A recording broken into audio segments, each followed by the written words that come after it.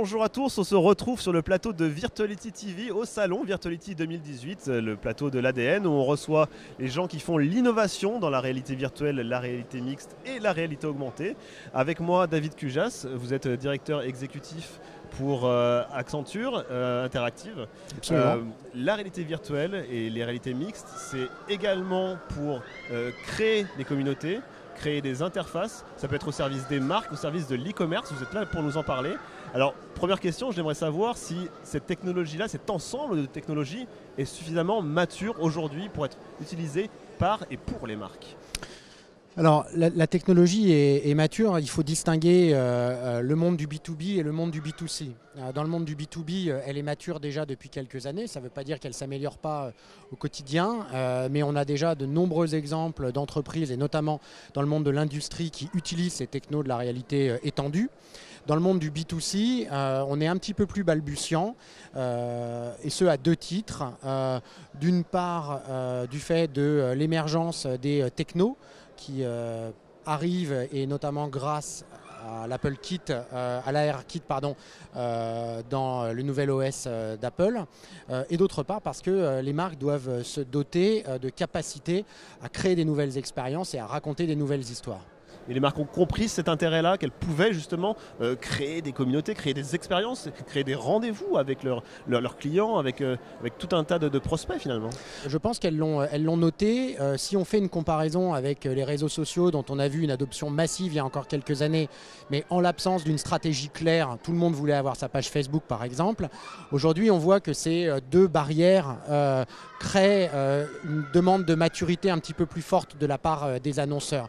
Il faut qu'elles soient convaincues que l'expérience qu'elles vont faire vivre soit de qualité exceptionnelle pour qu'elles décident de franchir le pas. Et justement, est-ce qu'on a un nouveau changement de paradigme? Parce que la réalité virtuelle, il faut comprendre que ça permet de créer du lien entre une marque et un client. Est-ce qu'on arrive à une notion de conseil entre une marque et une personne?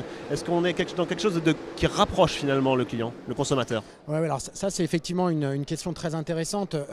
La réalité étendue, elle permet de modifier complètement le paradigme du support ou le paradigme du commerce.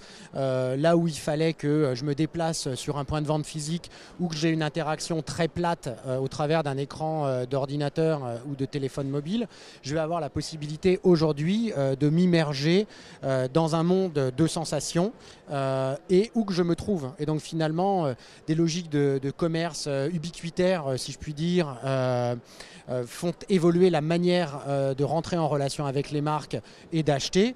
Et de la même manière, la capacité d'accéder à des nouvelles manières au support ou au self-care d'une entreprise sont offertes grâce à ces réalités étendues. Et là encore, à des heures étendues, 24/7, et avec une capacité presque tactile de pouvoir être renseigné bien au-delà de ce que peut apporter un chatbot par exemple. Tout en gardant l'importance, l'impérieuse importance, j'ai envie de dire, de l'UX, et de rester vraiment proche des usages, mais aussi proche d'une utilisation, une utilisabilité la meilleure qui soit. Absolument.